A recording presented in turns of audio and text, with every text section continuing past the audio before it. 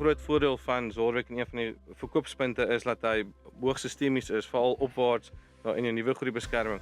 In terme van dit pas dit baie mooi in daar waar jy hom posisioneer in die veld. Ja, nee, ons posisioneer dit hier by week 4, 5 wanneer die aardappels op sy vegetatiefste groei om die nuwe groei wat hy het om te help in die psyllium sisteem is om te help om my nuwe groei te dek. So dis kom ons die Zorwek insit want hy psyllium sistemies groei en hy groei dan saam met die nuwe groei ook 'n bietjie. So dit vir ja, dis waar ons om probeer sit week 4, 5, soms 5, 6 hang af van die tipe kultivar wat jy plant en die seisoen waarin jy is. Baie dankie. Ek dink en laat julle die produk ondersteun en dat ons vorentoe lekker saam kan werk en Zorwek kan groei. Dis reg, dankie. Ek waardeer dit.